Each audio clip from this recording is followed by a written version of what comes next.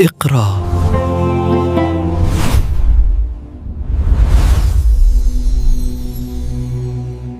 শিরোনাম একই মৃত্যু ভিন্ন রেখাপাতে। অংশ ১। বাংলা ভাষার বেশ কিছু শব্দের জঘন্য রকমের বিকৃতি ঘটেছে। সেরকম দুটো শব্দ হল দালাল এবং ঘটক। কোনো একটা কাজে যে বা যিনি মধ্যস্থতা করে থাকেন তাকেই দালাল বলা হয়। কিন্তু দুর্ভাগ্য শব্দটার দালাল বলতে এখানে বোঝানো হয় চাটুকারিতা, তোষামোদ আর পদলেখনকে। অর্থাৎ নিজের স্বার্থ হাসিল অথবা প্রভাব প্রতিপত্তি টিকিয়ে রাখার ধান্দায় যে অন্যের তোষামত করে বেড়ায় তাকে আমরা দালাল বলি। কি সুন্দর একটা জিনিসের কি অবমাননাকর এক পরিণতি। এরকম আরেকটি শোচনীয় পরিণতি বরণ করেছে ঘটক শব্দটি। অবশ্য দালাল শব্দের মতন অতটা পোড়াকপাল তার নয়। ঘটক সেই ব্যক্তি যিনি একটা বিয়েতে বরপক্ষ এবং কনেপক্ষের মধ্যে মধ্যস্থতা করেন। খুবই ভালো এবং নামদার একটা পেশা বটে। অথচ অদৃশ্যমান হলেও শব্দটার সাথে জড়িয়ে গেছে অপ্রিয় কিছু ব্যাপার-স্যাপার। কদর্য কিছু ব্যক্তির বাড়াবাড়ি রকম আচরণে ঘটক শব্দ শুনলেই আমাদের মানসপটে ভেসে ওঠে এমন এক চরিত্র যিনি বেশি কথা বলেন এবং যা বলেন তার অধিকাংশই মিথ্যা, বাড়িয়ে এবং রসিয়ে বলাটা যার মজ্জাগত স্বভাব। এসব যে তিনি কোনো কারণ ছাড়া করেন তা কিন্তু নয়। এসবের পেছনে তার একটা স্বার্থ থাকে। কোনো মতে একটা বিয়ে ঘটিয়ে দিতে পারলেই কেল্লাফতে 1000 টাকার একটা ব্যবসা। তার অবারিত এই মিথ্যে কথা, অনিঃশেষ বাড়িয়ে বলা আর অফুরান রসানো আলাপের ফাঁদে পড়ে একটা জীবন যে কীরকম নাস্তানাবুদ হয়ে যেতে পারে সেই ভাবান্তর তার মাঝে কখনো আসে না। সরল, নিরীহ এবং সুন্দর এই দুটো শব্দের এহেন জঘন্য পরিণতির জন্য শেষ পর্যন্ত যে জীবটি দায়ী তার নাম মানুষ। সম্প্রতি একটা সফল ঘটকালি সম্পন্ন করার সৌভাগ্য হয়েছে আমার, আলহামদুলিল্লাহ। কনে আমার স্ত্রীর বান্ধবী আর বর হলেন আমার বন্ধু মানুষ। বিয়ে একটা পবিত্র ব্যাপার, দুটো প্রাণের পবিত্র মেলবন্ধন। সেই বন্ধন শুরুর কাজে মধ্যস্থতা করতে পারাটা সৌভাগ্যের ব্যাপার বই কি। কিন্তু বিপত্তি হল যখন কেউ অন্য কারো সামনে আমাকে পরিচয় করিয়ে দিতে গিয়ে বলেন ইনিই হচ্ছেন এই বিয়ের ঘটক, তখন আমার ভারী লজ্জা লাগে, মন প্রচণ্ড উসকুস করে। কি অস্বস্তিকর একটা অবস্থা। আমি এই বিয়ের ঘটক। এই কথা শোনার পরে মানুষগুলো আমার দিকে তাকিয়ে কি ভাবছে? তারা হয়তো ভাবে আমি একটা মিথ্যের জাহাজ।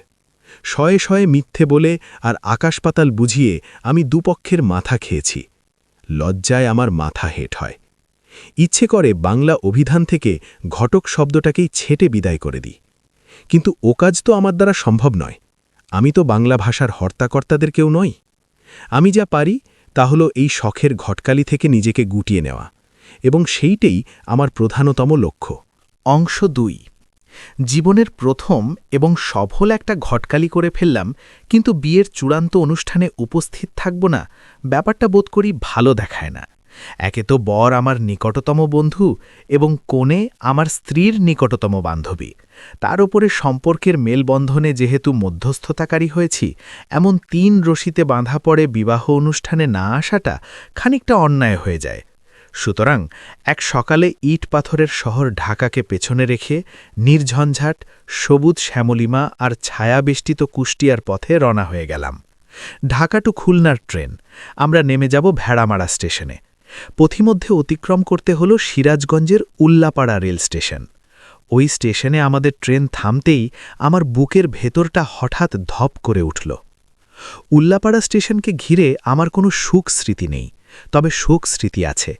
মাত্র দিন কয়েক আগের ঘটনা। এই এলাকাতেই কি করুণ একটা দুর্ঘটনা ঘটে গেল। মাইক্রোবাসে করে বরযাত্রী যাচ্ছিল বিয়ের আসরে। মুহূর্তের ব্যবধানে ট্রেনের সাথে সেই মাইক্রোর লাগল বিরাট এক ধাক্কা। একটু আগেও যে মাইক্রো জুড়ে ছিল প্রাণের ফোয়ারা, আবাল বৃদ্ধ বনিতার কলকালিতে যা ছিল প্রাণোচ্ছল আর প্রাণবন্ত, একটা ধাক্কা তাদের সকলকে একেবারে নিস্তব্ধ করে দিয়ে গেল। কোথাও আর কোনো আওয়াজ নেই, নেই কারও কোনো সারা শব্দ। ভাগ্যের কি ফের, মারা গেল বিয়ের বরটাও। নতুন একটা জীবন শুরুর আগেই শেষ হয়ে গেল। এ যেন বিয়োগান্তক সেই উপন্যাস যেটার সূচনা পর্ব নেই, পৃষ্ঠা উল্টালেই যেখানে দেখা মেলে সমাপনী অধ্যায়ের। মৃত্যু কত আকস্মিক, চোখের পলকে স্বপ্ন দুঃস্বপ্নে পর্যবসিত হওয়ার এটা যেন জলজান্ত একটা উদাহরণ। উল্লাপাড়া স্টেশন অতিক্রমের সময় মনের ভেতরের অবস্থাটুকু বর্ণনার ভাষা আমার নেই। বাতাসটা এত ভারী এখানে, যেন থমথমে আবহাওয়া। আমার নিজের প্রতি খেয়াল এলো। মনে পড়ল যে আমিও একটা বিয়ের অনুষ্ঠানে বরযাত্রী হিসেবে যাচ্ছি এবং আমার পাশেই বসে আছেন সেই বিয়ের বর। তার চোখে মুখে নতুন জীবনের দীপ্তি ছড়ানো, স্বপ্নের এক নদীতে ভাসছেন তিনি, যেখানে ছলাৎ ছলাৎ করে উপচে পড়ছে সুখের ঢেউ। সেই ঢেউয়ে ভারী উতলা তার মন, ঢেউয়ের পরতে পরতে স্বপ্নের গাঁথুনি আর বাতাস জুড়ে সুখের ঝনঝনানি। একবার মনে হলো, আচ্ছা, সেদিনকার মতো কোনো ঘটনা যদি আজ আমাদের সাথেও ঘটে। ট্রেনের যে বগিতে বসে আছি আমরা সকলে, হঠাৎ যদি সেটা লাইনচ্যুত হয়, যদি উল্টে যায় আস্ত ট্রেনটাই। জীবন এত রহস্যময় যে কোনো সম্ভাবনাকেই এখানে অমূলক ভাবা যায় না। যদি উল্লাপাড়ার সেদিনকার সেই ঘটনার পুনরাবৃত্তি আমাদের সাথেও ঘটে, কি করার থাকবে আমাদের? আমি ভাবি মৃত্যুর কথা। মৃত্যু এত কাছাকাছি ঘোরাফেরা করে আমাদের, অথচ আমরা কি বেখেয়াল। ট্রেন চালকের সামান্য অসচেতনতা অথবা অন্য কোনো নিয়ম যেখানে অনিশ্চয়তার ভয়ানক একটা কারণ হয়ে দাঁড়াতে পারে, সেখানে কত নিশ্চিন্ত মনে আমরা হেলায় কাটিয়ে দিয়ে আস্ত একটা জীবন। যেন মৃত্যু কখনো আমাদের ছুঁতে পারবে না, স্পর্শ করতে মোহনীয় না। অংশ ৩। কুষ্টিয়া এসে জানলাম এখান থেকে ঝিনাইদহ শহর একেবারে কাছে, গাড়িতে ঘণ্টা দেড়েকের পথ। এত কাছে এলাম, অথচ স্যার খন্দকার আবদুল্লাহ জাহাঙ্গীর রাহিমাহুল্লার স্মৃতি বিজড়িত আসসুন্নাহ ট্রাস্ট দেখব না, তা কি করে হয়? এমন সুযোগ হাতছাড়া করার প্রশ্নই আসে না। বিয়ের অনুষ্ঠান সম্পন্ন করে আমরা রওনা করলাম ঝিনাইদহের উদ্দেশ্যে। চারপাশে গাছগাছালির সুনিবিড় সমারোহ, পাখিদের মুখরিত কলরব আর বাতাসের স্নিগ্ধ ঝাপটা গায়ে মাখতে মাখতে আমরা এসে পৌঁছালাম আসসুন্নাহ ট্রাস্টে। পৌঁছার আগেই দেখি এখানে সন্ধ্যা নেমে গেছে। সারাদিনের ক্লান্তিতে শরীর যেন ভেঙে আসে প্রায়।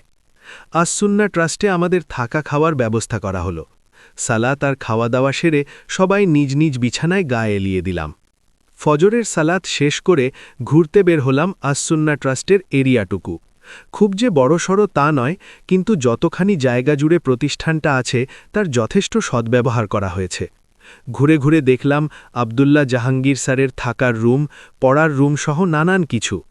এটুকুন জায়গার মধ্যে স্যার তৈরি করে রেখে গেছেন আসসুন্নাহ ট্রাস্টের নিজস্ব গবেষণাগার, নিজস্ব হাদিস বিভাগ, কোরআন বিভাগ সহ জ্ঞানচর্চার নানান ক্ষেত্র।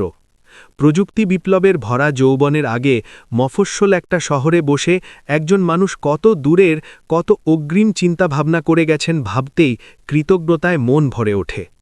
আমার মনে পড়ে আবদুল্লাহ জাহাঙ্গীর স্যারের মৃত্যুর দিনের কথা। কি ভীষণ মন খারাপের দিন ছিল সেটা। উম্মার জন্য দরদি, নিবেদিত প্রাণ, সরল এবং সদাহাস্য এমন মায়াময় চেহারার মানুষটা একদিন হুট করে চলে গেলেন আমাদের ছেড়ে। ব্যথা ভরা সেই স্মৃতিটা আজও আমার এবং আমার মতো হাজার হাজার মানুষের মনে চাপা একটা কষ্ট হয়ে গেঁথে আছে। আসসুন্নাহ ট্রাস্টের মসজিদের পাশে স্যারের কবর। জিয়ারতের জন্য আমি কবরের পাশে গিয়ে দাঁড়ালাম। উম্মার কল্যাণ চিন্তায় এবং কাজে আস্ত জীবন পার করে দেওয়া মানুষের সংখ্যা আমাদের সমাজে খুব সীমিত। সেই সীমিত সংখ্যকদের একজনের কবরের সামনে আমি দাঁড়িয়ে প্রাণ ভরে দোয়া না করে ফিরে আসা যায়? আমার আরও মনে হল, শতধা বিভক্ত এই উম্মাতকে এক করতে চাওয়া মানুষটা যদি দেখতেন এই উম্মাত আরও সহস্র অযুত নিযুত দলে ভাগ হয়ে গেছে, তিনি কি আফসোসটাই না করতেন। অংশ ৪। যেদিন আমি ঝিনাইদহে আসি তার ঠিক দুদিন আগে মারা গিয়েছেন আরেকজন ব্যক্তি, হুসেইন মোহাম্মদ এরশাদ, বাংলাদেশের সাবেক রাষ্ট্রপতি। জানা যায় তার মৃত্যুতে গুলশানের কোনো এক মদের ক্লাবে আধ ঘণ্টার জন্য মদপান স্থগিত করা হয়। আসসুন্নাহ ট্রাস্ট ছেড়ে আসার প্রাক্কালে আমার সেই ঘটনাও মনে পড়ে গেল। আহারে, কি এক জীবন, আর তার জন্য কি এক শোকের নিবেদন। এরশালের মৃত্যু সংবাদে ব্যথিত হয়ে মদপানকারীরা আধা ঘণ্টার জন্য তাদের মদপান বন্ধ রেখেছে। অন্যদিকে খন্দকার আবদুল্লাহ জাহাঙ্গীর স্যারের মৃত্যু সংবাদ শুনে হৃদয় ভাঙেনি, গোপনে কাঁদেনি, হাত তুলে মহান রবের দরবারে তার মাগফিরাত কামনা করেনি, তাহাজ্জুদে তার নাম উচ্চারণ করেনি, এমন দরদি মুসলমান এই তল্লাটে বিরল হবে। দুটোই মৃত্যু, অথচ কি ভিন্ন তার রেখাপাত।